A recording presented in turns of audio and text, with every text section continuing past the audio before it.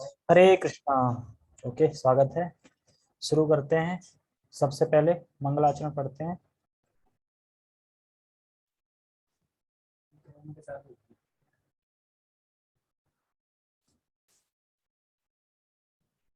ओम अज्ञानतिमिरान्धस्य ज्ञानाञ्जनशलाकया चक्षुरुन्मीलितं येन तस्मै श्रीगुरुवे नमः। श्रीचैतन्यमनोभीष्टं स्थापितं येन भूतले स्वयं रूपः कदा मह्यं ददाति स्वपदान्तिकम्। वन्देऽहं श्रीगुरु श्रीयुतापदकमलं श्रीगुरून् वैष्णवांश्च श्रीरूपं साग्रजातं सहगण रघुनाथान्वितं तं सजीवं साधुवेतं सावधूतं परिजन सहितं कृष्ण चैतन्य देवं श्री राधा कृष्ण पादान सहगण ललिता श्री विशाखात्रिशांच। हे कृष्ण करुणा सिंधु दीनबंधु जगतपते गोपेश गोपिका कांत राधा कांत नमस्ते। तप्त कांचना गौरांगी राधे वृंदावनेश्वरी विश्वानुसुते देवी प्रणमामि हरिप्रिये। वाञ्छाकल्पतरुभ्यश्च कृपा सिन्धुभ्य एव च पतितानां पावनेभ्यो वैष्णवेभ्यो नमो नमः। श्री कृष्ण चैतन्य प्रभु नित्यानंद श्री अद्वैत गदाधर श्रीवासादि गौर भक्तवृंद। ऑल आउट वाली मशीन। हरे कृष्णा कृष्णा कृष्णा हरे हरे हरे राम राम राम हरे हरे। नमो विष्णुपादाय कृष्ण पृष्ठाय भूतले श्रीमते भक्ति वेदांत स्वामी नीति नाम नमस्ते सारस्वते गौरवाणी प्रचारिणे निर्विशेष शून्यवादी। ओके, हरे कृष्णा।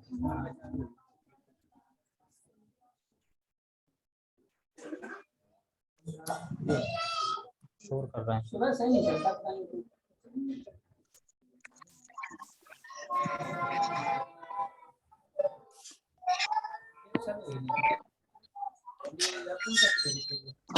हरे कृष्णा। ठीक है, तो शुरू करते हैं। सबसे पहले श्लोक उच्चारण करते हैं, ठीक है। आरुरोक्षोर्मुनिर्योगम्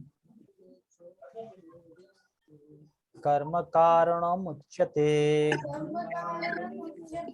योगारूढस्य तस्यैव शमः कारणमुच्यते। आरुरोक्षोर्मुनिर्योगम् कर्म कारणमुच्यते योगारूढस्य तस्यैव शमः कारणमुच्यते। तो इस श्लोक में खाली दो चीजें बताई गई हैं, दो चीजें समझाई गई हैं, बस सिर्फ दो। ये योग आरूढ़ और एक योग आरूढ़।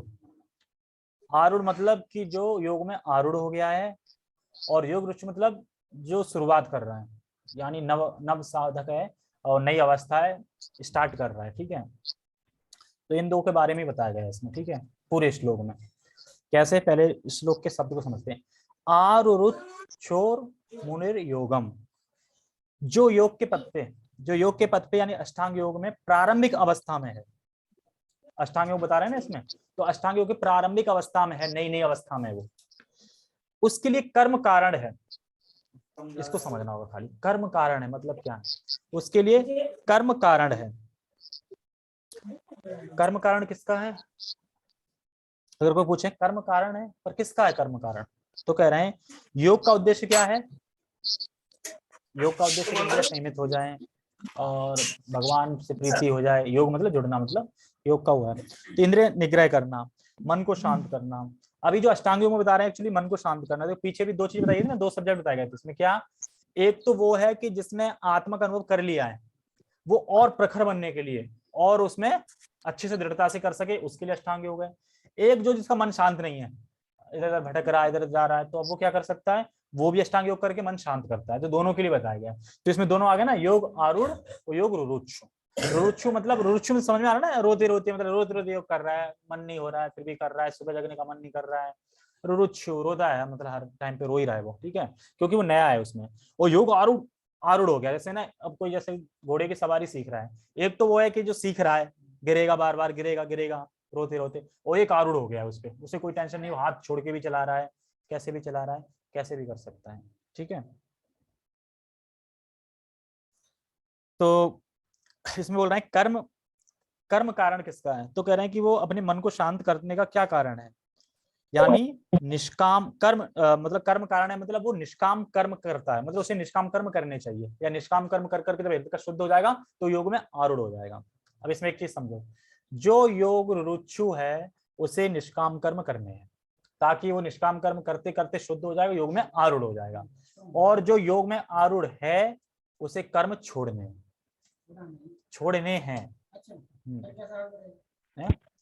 वो आगे कैसे बढ़ेगा, आगे बताया जाएगा कैसे बढ़ेगा। उसे कर्म छोड़ने हैं, कौन से कर्म, भौतिक कर्म, भौतिक कर्म ही, निष्काम कर्म भी छोड़ने हैं उसको। ठीक है, उसे सिर्फ भक्ति में कर्म करने बस, और कोई कर्म नहीं करना उसको। ठीक है, अब नीचे वाली लाइन में बता रहे हैं, हाँ कर्म कारण उच्यते, मतलब कर्म कारण किसका है, उच्यते वो मतलब बोला जा रहा है ऐसा, ठीक है ना। श्री भगवान उवाचा, श्री अर्जुन उवाचा, उवाचा उच्यते एक ही वर्ण है ये, उवाचा उच्यते मतलब ये ऐसा बोला जा रहा है, जो योग रुच्छु है उनका कर्म कारण क्या है, निष्काम कर्म है, वो निष्काम कर्म करेंगे और फिर योगमारूढ़ हो जाएंगे। लेकिन अब बोला जा रहा है योग आरूढ़ है, उसका कर्म कारण क्या है, उसका काम कर्म कारण है निष्काम कर्मों को त्यागना, छोड़ना, उसका कर्म कारण ये है, दोनों डिफरेंस है। ठीक है, योग आरूढ़ से तस्यैव क्षमा कारण मुच्यते,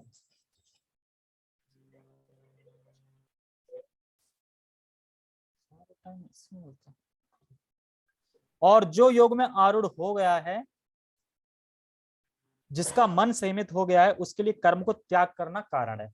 पहले का कारण क्या था, निष्काम कर्म करना, निष्काम कर्म कारण हो गया, दूसरे कारण क्या है, कर्मों का त्याग करना, ये कारण है। अब लोग सोच रहे होंगे भगवान तो बोल रहे हैं कि कभी कर्म छोड़ने नहीं चाहिए, आ रहा है डाउट, कर्मों को कभी त्यागना नहीं चाहिए, भक्ति वाले कर्म करने चाहिए। हाँ लेकिन इसमें जैसे कि जो योग रुच्छु है उसका हृदय शुद्ध नहीं है, नई अवस्था में है, तो हृदय शुद्ध कैसे होगा, निष्काम कर्म करेगा, फल भगवान को देगा, हृदय शुद्ध होगा जाएगा। अब जो याग रुच्छ है जिसमें आत्मनिर्भर कर लिया है, अब वो आत्मा में लीन, मतलब बिल्कुल की भगवान में खो गया है, अब वो करने लगे कर्म तो उसे मतलब बाधा नहीं पड़ेगी, ध्यान टूटेगा उसका और कर्म लगे, फिर ध्यान करेगा, तो ध्यान वो क्यों कर्म करेगा, इसलिए कर्म को त्यागना है। योग आरूढ़ वाला कर्म को त्यागता है, क्योंकि कर्म क्या करते हैं, बाधा डालते हैं, फिर बाधा डालेंगे ना, अभी तुम मतलब ध्यान में है, बड़ा प्रेम में हो, और कोई बोलते अरे ये जरा ये काम कर दो, तो डिस्टर्बेंस होगी कि नहीं, डिस्टर्बेंस होगी ना। लेकिन जो अभी योग में आरूढ़ नहीं है उसके लिए कर्म ही करना है। ठीक है, ये दो चीज बताई जा रही है। ठीक है, टेक्स्ट पढ़ते हैं। अष्टांग योग के नव साधक के लिए कर्म साधन कहलाता है, और योग सिद्धि पुरुष के लिए समस्त भौतिक कार्यकलापों का परित्याग ही साधन कहा जाता है। देखो दोनों का साधन आ गया, नव साधक के लिए क्या है, क्या साधन है, कर्म, निष्काम कर्म, ये साधन है, और जो योग आरूढ़ हो गया है उसके लिए साधन क्या है, कर्मों का परित्याग करना। ठीक है, जो नव साधक हैं यानी ऐसे व्यक्ति बोलते हैं योग रुच्छु, योग रुच्छु मतलब जो भक्ति के योग में नए नए हैं, नव साधक हैं, और योग आरूढ़ मतलब जो योग में आगे बढ़ गया है या अष्टांग योग में प्रविष्ट हो गया है। ठीक है, अष्टांग योग में जो प्रविष्ट हो गया है, तो जो व्यक्ति नया नया है, नया साधन है, नया है, वह साधन क्या करता है, इसको कार्य करते रहना चाहिए, मतलब जो योग रुच्छु है उसको कार्य करते रहना चाहिए, करते रहना चाहिए, कार्य करते, कौन से कार्य, भक्त मतलब निष्काम कर्म, निष्काम मतलब ये नहीं कि अब सकाम कर्म करने लगा, निष्काम कर्म करते चलेंगे, जैसे जॉब करना, ड्यूटी जाना, घर को देखना, ये सब करने, जो कुछ भी मिला फल भगवान को देना, ऐसे करना है उसको। ठीक है, उसका हृदय धीरे धीरे शुद्ध होगा। और जो व्यक्ति योग में आरूढ़ हो गया है, तो जो स्पिरिचुअल कर्म है मतलब आध्यात्मिक कर्म है, वो उसको फुल ऑन करना है, उसको मतलब फुल ऑन करना है, और जो भौतिक कर्म है वो उसको छोड़ना है, वो उसे नहीं करना। एक्चुअली वो छोड़ता नहीं है, वो अपने आप छूट जाते हैं जब उच्च टेस्ट मिल जाता है और भगवान लोग के भगवान का सुख मिलने लगा। मान लो यहाँ की चीज में उसे सुख मिल रहा है भौतिक में, तो ये भौतिक आया कहाँ से है, भगवान से, भगवान में कितना सुख होगा, और भगवान का सुख मिलेगा तो ये सुख लगेगा कुछ, अपने आप छूट जाएंगे ना, तो वो अपने आप ही छूट जाता है, छोड़ने नहीं पड़ते। ठीक है, चालू रखनी चाहिए, क्योंकि एक्टिविटी को जीरो नहीं कर सकते, भगवान ये भी करेंगे, तुम कर्म किए बना तो रह नहीं सकते, एक्टिविटी को जीरो तो कर नहीं सकते, तो एक्टिविटी किस में करनी है, आध्यात्मिक जगत में, आध्यात्मिक कार्य में, मतलब एक्टिविटी करनी है। जिसने योग आरंभ नहीं किया है वो योग रुरुक्षु हो गया। तीन तीन तरीके से समझा रहा हूँ। जिसने योग शुरू नहीं किया है योग रुरुक्षु है, मतलब योग शुरू नहीं किया है, नया नया है, एकदम पक्का पक्का, मतलब बिल्कुल कच्चा कच्चा। योग आरूढ़ मतलब उसने अष्टांग योग को धारण कर लिया है, वो योग आरूढ़ हो गया। ठीक है, अब योग का मतलब क्या होता है यहाँ पे? योग का मतलब क्या है? योग तो जोड़ना होता है। ऐसे तो मैथ का कार्य कर रहे हैं, वो भी योग उसमें जोड़ना होता है, वो तो होता है। पर यहाँ पे क्या है? योग तो जोड़ना होता है, पता है। हाँ, भगवान जोड़ना कैसे? अष्टांग योग से। ठीक है, तो योग जहाँ भी आ जाए जुड़ना ही होता है, पर बात क्या चल रही है उसके हिसाब से। अष्टांग योग करता है तो भगवान से धीरे धीरे जुड़ जाता है। जुड़ता है मतलब जुड़ा हुआ तो पहले ही है, पर और प्रखर हो जाता है। ठीक है, ठीक है। अब अभी हम कहाँ पे हैं वैसे? हम योग रुच्छु में है कि योग आरूढ़ में? कौन बताएगा? है हम बीच में हैं, क्योंकि हम कृष्ण भक्ति कर रहे हैं।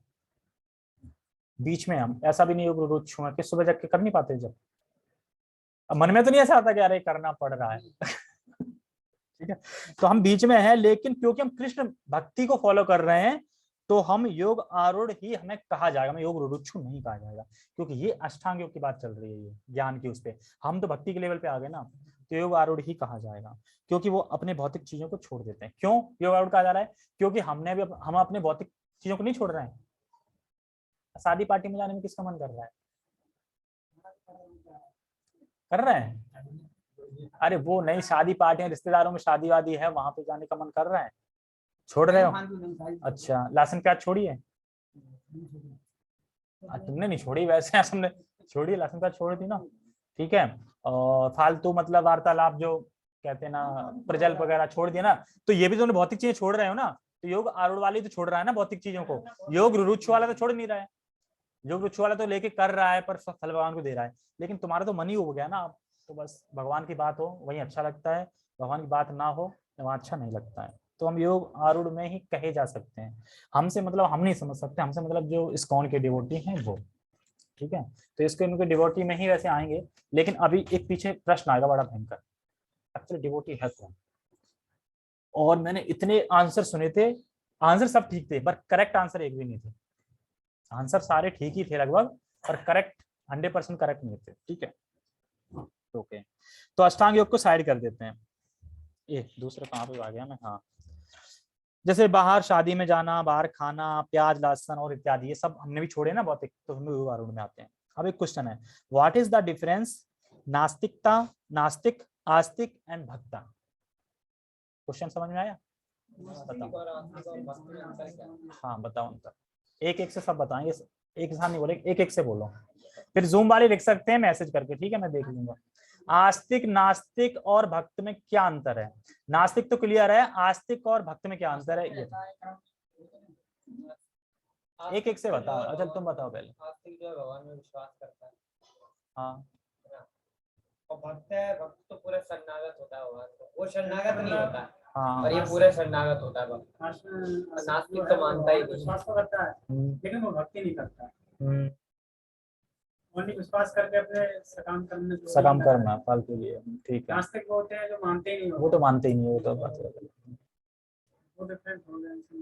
अंतर का अंतर तुम्हें कुछ समझ में आ रहा है? कुछ नहीं समझ आ रहा है? रसगुल्ला गुलाब जामुन में कुछ अंतर नहीं है? ठीक है, तुम बताओ ये क्या है? अरे अम्मी बोला आस्तिक कौन है, नास्तिक कौन है, भक्त में अंतर क्या है इनमें? और आस्तिक, आस्तिक कौन है? जो मतलब भगवान के प्रति आसक्ति करेंगे पूरी तरह से नहीं, पूरी तरह से नहीं। वो मतलब अपने हिसाब से, वो कोई फल अगर मतलब कोई इच्छा कर रहा है तो वो पहले उसकी अपनी इच्छा होती है, भगवान की इच्छा से कार्य नहीं कर रहा है। अच्छा, वो उसे अपनी इच्छा से कार्य कर रहा है, वो उसको भगवान को अर्पित कर रहा है। आज मुझे ये चीज की इच्छा है, तुम ये चीज को अर्पित कर रहे हो। कौशल प्रभु बोल रहे हैं आस्तिक मतलब भगवान को मानता है पर भगवान की नहीं मानता है। ये भी ठीक है, सारे पॉइंट सही हैं। और अहमद तुम बताओ कुछ जो बोला गया है उसे छोड़ के कुछ और जो समझ में आ रहा हो। अंतर बताना है खाली, अंतर क्या आस्तिक और भक्त में? अंतर क्या है? What is the difference? और वो नहीं करता, वो भी भक्ति बिल्कुल देखोगे ना तो भक्ति कर रहा है, वो भी ठाकुर जी रखे हैं, राधा कृष्ण के भजन चल रहे हैं, सब कुछ चल रहे हैं। पर उतना नहीं लगा रहता है ना वो, जैसे भक्त लगा रहता है, 2-3 गाने सुनता है ना वो। अच्छा ठीक है, ओके, मतलब लगभग सारे आंसर्स ठीक हैं, इसमें कुछ डिफरेंस बताए गए हैं। देखो आंसर एक तो यही है, भगवान को नास्तिक तो भगवान को नहीं मानते, आस्तिक मतलब कर तो रहे हैं पर पीछे फल में आसक्त रहते हैं। ठाकुर जी को मान रहे हैं, सब कुछ कर रहे हैं, वो खूब जगराते भी करते हैं, खूब जाते भी हैं, वृंदावन जाते हैं, यात्रा करते हैं, वृंदावन की परिक्रमा लगा रहे हैं, सब कुछ कर रहे हैं, पर पीछे है लाभ, आ सकते हैं। हाँ लेकिन दिख तो रहे ना भक्ति, कुर्ता भी पहन सकते हैं, तिलक भी लग सकता है इस्कॉन का, ऐसा नहीं है कि जो इस्कॉन में है वो सारे भक्त ही हैं, उसमें भी आस्तिक हैं बहुत सारे, सबके दिल में तो नहीं पता ना कि वो चाहता क्या है। तो यही बात हो रही है कि एक्चुअली अब डिसाइड करके देखो कि इस्कॉन में जितने वो सब भक्त हैं, फिर कहोगे हाँ सब भक्त नहीं है, आस्तिक बहुत है। आस्तिक मतलब क्या है, सेम टू सेम देखेंगे, मतलब लड्डू गोपाल होंगे, खूब उसकी भक्ति कर रहे होंगे, माला भी कर रहे होंगे, सब कुछ कर रहे होंगे, ये भक्त नहीं है फिर भी।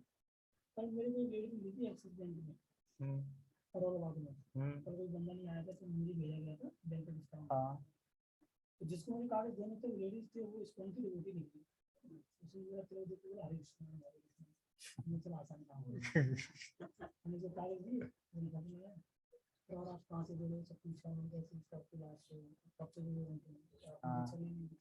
थोड़ा तेज बोलो हाँ इसमें कि आप दीक्षा किससे लेना चाहते हो, तो मैंने कहा दीक्षा, मैंने कहा देखो सुकृष्ण दास से लूंगा या फिर इस्कॉन में, फिर आप सुकृष्ण दास को जानते हो, आप दीक्षा उससे लेना जिसको आप जानते हो।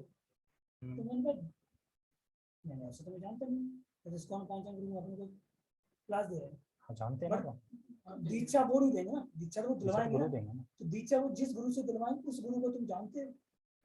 गोपाल कृष्ण गोस्वामी से दिलवाएंगे और किससे दिलवाएंगे, वो यही कह रहे हैं गोपाल कृष्ण गोस्वामी दिलवाएंगे, गोपाल कृष्ण कृष्ण क्यों गोस्वामी जब देंगे तो उससे पहले नहीं उसको आप उनको आप जानते हो, उनके बारे में पहले पूरी जानकारी दो, क्योंकि हर चीज का अलग अलग मत होता है लोगों का, कोई गुरु कौन सा पसंद करता है, कोई कौन सा पसंद करता है। मगर इस्कॉन में भी मैं 12 साल से जुड़ी हूँ, पर इस्कॉन में भी थोड़ी पॉलिटिक्स होती है इस्कॉन में भी पॉलिटिक्स होती है। चलो इसको डिस्कस बाद में करेंगे, ठीक है। कहानी ये है कि इस्कॉन है या कुछ भी हो, मैंने बोला नहीं, रास्ता तो एक ही है ना, गुरु कोई भी हो रास्ता तो एक ही जा रहा है, हाँ रास्ता एक ही है, बट किसी को गुरु कोई पसंद आता है कि हमें इनका प्रवचन सुनना अच्छा लगता है, हम इनसे दीक्षा नहीं।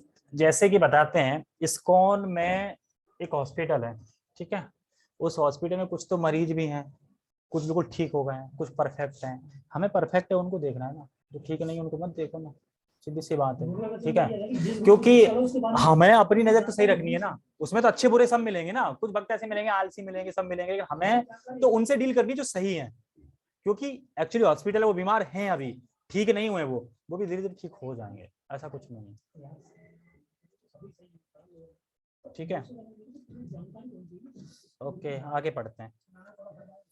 तो आस्तिक, देखो आस्तिक मतलब बताया मैंने, फल में आसक्त रहता है और लौल्यम नहीं रहता उसको, जैसे भक्त होता है ना, भक्त को लौल्यम रहता है, लौल्यम को क्या बोलते हैं, मतलब भगवान में लौल्यम है उसका, उल्लास रहता है, उल्लास रहता है, लेकिन उसको नहीं रहता, वो बस बिना विदाउट लौल्यम रहता है, और अभिलाषा रहती है उसकी आस्तिक की, और भक्त की कोई अभिलाषा नहीं, अभिलाषा शून्य, ठीक है।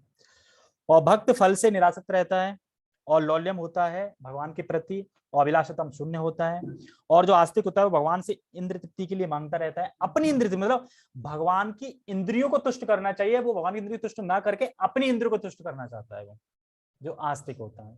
और जो भक्त होता है वो अपनी इंद्रियों को तुष्ट नहीं करना चाहता, वो भगवान की इंद्रियों को तुष्ट करना चाहता है, ठीक है, ये है। और जो आस्तिक होता है वो परिवार से प्रेम करता है, भगवान से उसका कोई प्रेम नहीं होता, वो बस मांगना है उतना वो होता है, प्रेम नहीं होता, प्रेम मतलब जो भगवान आ जाए इतना प्रेम नहीं होता। और जो भक्त होता है, भक्त को सिर्फ भगवान से प्रेम होता है, बाकी है कि केयर करके रखना है फैमिली को, प्रेम भगवान से होता है। जैसे कि एक कथा आती है, कुंभ के मेले में, कुंभ का मेला लगा था, तो कुंभ के मेले में बहुत सारे थे, पूरा धोती कंठी वंटी सब कुछ के आगे उसमें पानी में बैठ गए, सब हरे कृष्णा कर रहे थे सारे। तो नारद घूमते घूमते आते, नारद कहते वाह क्या भक्ति करना, एकदम ठंड का टाइम, बिल्कुल ठंड का टाइम, तो जाते हैं वैकुंठ में, भगवान के पास पहुंच जाते हैं, भगवान इतने लोग भक्ति कर रहे हैं, बुलाते क्यों नहीं अपने पास, अरे कौन करता है, कौन कर रहा है? अरे देखो कुंभ के मेले में ठंड में अपना घर छोड़ छोड़ के आए हैं और पानी में खड़े हैं और देखो आपके नाम का जप कर रहे हैं, आपके पास आने के लिए तरस रहे हैं, आप बुला नहीं रहे। तो कहा, ठीक है नारद जी आप ही जाइए, आप ही ले आइए, आप ही ले आइए। तो नारद जी आते हैं, आते हैं नारद जी कुंभ के मेले में अपना पंडाल वंडाल लगाते हैं, कथा का आयोजन करते हैं और मतलब बुलाते हैं सबको। तो कथा सुनने के लिए कोई भक्त उसमें जितने भी थे, कोई किस रीजन से मना कर देता है, कोई किस रीजन से मना कर देता है, कोई किस रीजन से मना कर देता है। सिर्फ एक था जो आता है उस कथा में। तो कह रहा है, नारद जी कहते हैं चलो कोई नहीं, एक तो आया, एक तो मैं वैधाम ले जाऊंगा, एक तो आया। तो वो समझाते हैं उसको, कहते ठीक है वैकुंठ के द्वार ना खुले हैं तुम्हारे लिए, चल रहे हो? अच्छा वैकुंठ के द्वार को खुले हैं, चलना है? अच्छा ठीक है, नहीं कह रहा ठीक है चलेंगे। अच्छा ठीक है, तो ये वापस कब आ जाएंगे? वही सोच रहा है कि सैर करने जा रहे हैं, वैकुंठ जा रहे हैं, घूम घाम के वापस आएंगे। नहीं नहीं वापस नहीं आएंगे, पता नहीं है वहां पे तो जन्म मृत्यु खत्म हो जाती, वहां से वापस नहीं आता, वापस नहीं आ सकते। तो देखो ना अभी तो फैमिली भी है, अभी तो बच्चे की शादी वादी भी करनी है, सब करना है, अभी नहीं। तो नारद जी भी समझ जाते हैं कि एक्चुअली ये भक्त नहीं है, आस्तिक। तो आस्तिक कौन होते हैं? वही होते, देखते हैं मतलब इतना प्रेम नहीं है कि अगर तुरंत आए तो तुरंत चल दें, मतलब अभी भी आ सकते हैं, मतलब इसलिए आस्तिक बोलते हैं उन्हें, भक्त नहीं है। तो इस्कॉन में भी बहुत सारे हैं, वो सारे भक्ति नहीं है, मतलब भक्ति का है जो सिर्फ कृष्ण की तुष्टि के लिए कार्य करता है, कृष्ण की प्रसन्नता के लिए कार्य करता है। ठीक है, ठीक है, टेक्स्ट पढ़ लिया मैंने, ठीक है तात्पर्य पढ़ते हैं। टेक्स्ट में हाँ दो चीजें इसमें समझा दूं, आरूढ़ और योगरुच्छु। आरूढ़ का मतलब होता है जो योग में आरूढ़ है, जो व्यक्ति योग में ऊपर उठना चाहता है, नहीं सॉरी योग रुच्छु आएगा पहले, जो योग में ऊपर उठना चाहता है उसके लिए निष्काम कर्म करना चाहिए, उसे निष्काम कर्म करना चाहिए, योग में ऊपर उठना चाहता है। ठीक है, क्योंकि हृदय शुद्ध हो जाएगा उसका निष्काम कर्म से, और हृदय शुद्ध करना है उसको, और योग का अभ्यास भी करे, दोनों चीज करनी। योग का मतलब जो अष्टांग योग है उसका भी अभ्यास कर रहा है, प्लस निष्काम कर्म भी कर रहा है, दोनों कर रहा है योग रुच्छु वाला। ठीक है, करें। और निष्काम कर्म योग करके उसका हृदय शुद्ध होगा, मन शांत होगा, और योग पद्धति में उसको फिर फायदा मिलेगा, फिर वो आगे बढ़ेगा। और जो योग आरूढ़ है, जो व्यक्ति योग में आरूढ़ है हो गया है, उसको निष्काम करने की कोई जरूरत नहीं है, क्योंकि वह कर्म उसके मन में विपेच उत्पन्न कर सकते हैं, विपेच मतलब बाधा उत्पन्न कर सकते हैं, उसके मन में उसे करने की कोई जरूरत नहीं है। विपेच उत्पन्न करना मतलब जिसका ध्यान भगवान में लगने लगा है, अब वो काम करने लगे, तो बाधा तो उत्पन्न आएगी ना फिर काम में, ऐसे बता रहे हैं। अब एक ने क्वेश्चन किया था, ये हम क्यों पढ़ रहे हैं इसको, जो 6 चैप्टर है ध्यान योग अष्टांग योग के बाद बताइए, यम नियम आसन प्राणायाम आसन ऐसे जो हाँ प्रत्याहार वगैरह, हम इसलिए पढ़ रहे हैं ताकि हमें ये पता चल जाए कि हमें ये नहीं करना है। हम क्यों पढ़ रहे हैं इसको? ताकि हमें ये पता चल जाए हमें ये नहीं करना है, हमें क्या करना है, भक्ति करनी है। और अभी प्रभुपाद जी का तात्पर्य से पता चलेगा, भक्ति को फिर स्थापित कर देंगे, हर श्लोक में भक्ति को रख देंगे, हर श्लोक में भक्ति को, मतलब एक्चुअली भक्ति रख देंगे उठा के, चल रहा है अष्टांग योग रख देंगे भक्ति को, यही सर्वश्रेष्ठ है। भक्ति कर रहा है तो उसने वो रुच्छु बन गया, योग आरूढ़ हो गया, सब हो गया वो। ठीक है, तात्पर्य पढ़ते हैं। परमेश्वर से युक्त होने की विधि योग कहलाती है। ठीक है, परमेश्वर से जुड़ने की मतलब योग, मतलब किसी भी कर्म योग से जुड़ सकते हैं, ध्यान योग से, ज्ञान योग से, भक्ति में आ सकते हैं। इसकी तुलना उस सीढ़ी से की जा सकती है जिससे सर्वोच्च आध्यात्मिक सिद्धि प्राप्त की जाती है। सीढ़ी मतलब यम नियम आसन कर्म योग चला ध्यान योग, सीढ़ी एक तरीके से, ठीक है, की जा सकती है। यह सीढ़ी जीव की अधम अवस्था से प्रारंभ होकर आध्यात्मिक जीवन के पूर्ण आत्म साक्षात्कार तक जाती है। तो ये सीढ़ी जब चलती है ना, पग बाई पग, मतलब पग बाई पग चल रही है। यम नियम मतलब पहले वो कर्म किया, फिर ज्ञान में आया, फिर अष्टांग में, फिर भक्ति में, तो ये सीढ़ी पद पद चल रही है ऐसे करके। ठीक है, तो फिर जाती कहां तक है? साक्षात्कार, मतलब भक्ति तक जाती है, सीढ़ी साक्षात्कार तक जाती है। तो इसमें बताना है, देखो जो व्यक्ति योग में आरूढ़ है और जो व्यक्ति योग में आरूढ़ है और जो योगारूढ़ है, क्या उसे खुद मालूम चल जाएगा जब उसका मन भगवान में लगता है तो कर्म छूट जाते हैं, छोड़ने नहीं पड़ते। जैसे कि जो योग रुच्छु है, अभी उसका मन लगा नहीं है, और जब मन लग जाता है तो उसे पता चल जाता है ना, मतलब किसी का अगर मन लग गया तो उसको तो पता चल जाएगा ना मेरा मन लग गया, तो कर्म फिर छूट जाते हैं, आप ये बता रहे हैं। और जब तक हृदय शुद्ध नहीं होता, कितना भी कोई ज्ञान दे, हम कभी ज्ञान को समझ नहीं सकते, जब हृदय शुद्ध नहीं होगा, तब हृदय शुद्ध होगा हम तभी समझ सकते हैं। विभिन्न चढ़ावों के अनुसार इस सीढ़ी के विभिन्न भाग भिन्न भिन्न नामों से जाने जाते हैं, किंतु कुल मिलाकर यह पूरी सीढ़ी योग कहलाती है। नाम अलग अलग हैं, लेकिन कुल सीढ़ी है क्या? योग। पूरी सीढ़ी योग कहलाती है, लेकिन उनकी सीढ़ी है पद पद ऐसे करके योग कहलाती है। यहाँ पे थे, और इसे 3 भागों में विभाजित किया जा सकता है, बताया था, ज्ञान योग, ध्यान योग और भक्ति योग। पहले ज्ञान कर्म किया, कर्म से ज्ञान योग में, ज्ञान योग से ध्यान योग चल रहा है, ध्यान योग में, और ध्यान योग से अब क्या आएगा नेक्स्ट भक्ति योग। तो सीढ़ी के प्रारंभिक भाग को योग रुच्छु अवस्था कहते हैं। मतलब सीढ़ी की प्रारंभिक अवस्था मतलब पहले सीढ़ी पे पद रखा है तो वो क्या है योग रुच्छु, ठीक है। और अंतिम भाग को योग आरूढ़ कहा जाता है। अंतिम भाग में तो भक्ति तक पहुंच गया। अब जो भक्ति तक पहुंच गया उसे कर्म करने की क्या जरूरत है, नहीं, तो वही बता रहा है, कहा जाता है। जहां तक अष्टांग योग का संबंध है, विभिन्न यम नियमों तथा आसनों, यानी जो प्राय शारीरिक मुद्राएं ही है, शारीरिक मुद्राएं ही ना, बैठ के करो, सांस ऊपर खींचो, नीचे खींचो, इधर सामने देखो, मध्य में देखो, ये सब शारीरिक मुद्राएं हैं जो बता रहे हैं अष्टांग योग में, के द्वारा ध्यान में प्रविष्ट होने के लिए आरंभिक प्रयासों का सकाम कर्म माना जाता है। ऐसे कर्मों से पूर्ण मानसिक संतुलन प्राप्त होता है जिससे इंद्रियां वश में होती हैं। तो ध्यान योग में क्या होता है, इंद्रियां वश में होती हैं, ध्यान शांत होता है मन। जब मनुष्य पूर्ण ध्यान में सिद्धहस्त हो जाता है तो विचलित करने वाले समस्त मानसिक कार्य बंद हुए माने जाते हैं। जो विचलित करने वाले समस्त मानसिक कार्य हैं वो सब बंद हो जाते हैं, बंद होने माने जाते हैं। जैसे प्रभुपाद जी यहाँ स्पष्ट बोल रहे हैं कि यहाँ कर्म का मतलब है जो शुरुआत के यम नियम ध्यान आसन इत्यादि हैं जिसके द्वारा मन को संतुलित किया जाता है, वह उसके लिए इंपोर्टेंट है। और जब उसका मन शांत होने लगता है तो उसको प्राणायाम करने की जरूरत नहीं है, उसका मन अपने आप भगवान में लग जाता है। मतलब पहले मन उसका शांत नहीं है, तो ये सारी चीज बता रहे हैं, तो वो क्या है, इससे उसका मन संतुलित हो जाता है, मतलब शांत हो जाता है, मतलब एक स्थिर हो जाता है। और जब उसे धीरे धीरे उस प्रगति पे पहुंच जाता है तो मन में जब बता रहे हैं कि वो फिर जब मन उसका शांत हो जाता है पूरी तरीके से, योग आरूढ़ हो जाता है, तो फिर क्या है, फिर उसको ये प्राणायाम वगैरह करने की जरूरत नहीं होती, कम हो जाती है ना, भगवान का स्फूर्त होने लगती है, भगवान मतलब अनुभव होने लगते हैं धीरे धीरे। और जब भगवान होने लगते हैं तो फिर तो सारी चीजें फीकी लगती हैं, फिर कुछ अच्छा नहीं लगता। जैसे भक्ति में हरिनाम करते समय जब तक हरिनाम में रुचि हो है तो कोई सेमिनार की जरूरत नहीं है। जैसे हम हरिनाम कर रहे हैं, अब हरिनाम में जब रुचि हो जाए फिर सेमिनार की जरूरत है, भाई किसी क्लास में जाना हो, कुछ सुनना हो, रुचि हो चुकी ना ऑलरेडी, फिर तो तुम उसी में लगे रहोगे ना, फिर तो दिन रात उसी में लगे रहोगे, फिर तो क्लास अटेंड करने की जरूरत है नहीं। कब तक है, जब तक है नहीं रुचि तब तक। किंतु कृष्ण भावना व्यक्ति प्रारंभ से ही, अब आगे ना किंतु, ये पहले बता दिया अष्टांग योग, प्रभुपाद ला रहे हैं भक्ति, किंतु कृष्ण भावना व्यक्ति प्रारंभ से ही ध्यानावस्थित रहता है। कैसे, माला करनी है, माला नहीं हुई, माला करनी, तो किसका ध्यान कर रहा है, कृष्ण का ही कर रहा है ना। माला किसकी करनी है, कोका कोला की तो नहीं करनी ना, हरे कृष्णा की करनी है। तो ध्यान अवस्था मतलब शुरुआती ध्यान अवस्था में है ना कि माला करनी है, अरे आज रीडिंग करनी थी, हेयरिंग करनी थी, अरे आज क्लास जाना था, ध्यान चल रहा है ना, ध्यान चल ही रहा है। माला मत करो तुम, सुबह 4 ही करो, छोड़ दो, फिर देखो पूरे दिन क्या रहेगा, माला करनी है, माला नहीं करनी, माला करनी है। तो जब तक माला 16 हो नहीं जाएंगी तब तक चैन नहीं पड़ेगा, तब तक लगा ही रहेगा, पूरी नहीं हुई, तो वो ध्यान लगा हुआ है उसका, तो ये बता रहा है। भक्ति श्रेष्ठ है मतलब ये है।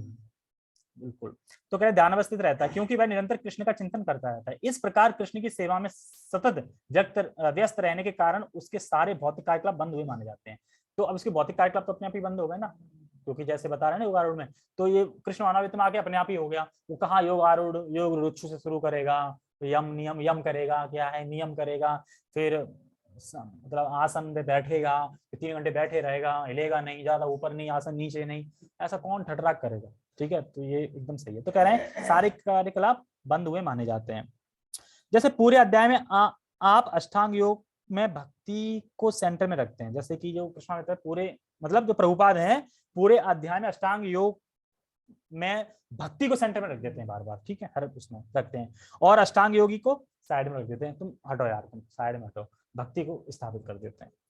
जो कार्य करना आपको अच्छा लगता है उसको भगवान की सेवा में लगा दो तो बहुत सहज हो जाता है भगवान की भक्ति करना। जैसे जिसको जो कार्य बहुत पसंद है भगवान की सेवा में लगा दिया तो भक्ति करना सहज हो जाएगा ना, कि कुछ करना नहीं पड़ेगा मैंने, तो अपने आप ही वो चीज बस मोड़नी है, वहां लग गई। लेकिन अष्टांग योग में तो बहुत मेहनत करनी पड़ती है, ठीक है। और किसी भी भक्ति के कार्य को हम कर रहे हैं तो उसके लिए श्रवण बहुत जरूरी है। एक ही लास्ट में पॉइंट बता रहे थे कि हम जो भी भक्ति कार्य कर रहे हैं सुना ही नहीं होगा तो तुम क्या फिर प्रेम जगेगा तुम्हारा उसके अंदर, प्रेम ही नहीं जगेगा कुछ। मान लो किसी को बता दो हरे कृष्णा करो, अब और कुछ नहीं बताया तो वो क्या सोच कर हरे कृष्णा करेगा, पता ही नहीं। महिमा बता दो, हरि नाम की महिमा बताओ उसे क्या है महिमा, तभी तो कुछ सोचेगा ना वो, नहीं तो नहीं पता हरे कृष्णा, जैसे कोको कोला ले रहे हैं वैसे हरे कृष्णा ले रहे हैं, मतलब लाभ तो मिलेगा पर उसे पता नहीं कुछ भी, ठीक है। ओके, फिर आज कम था, छोटा श्लोक था। जगत गुरु श्रील प्रभुपाद की जय, श्रीमद् भगवद गीता की जय, गौर प्रेमानंदे, हरि हरि बोल।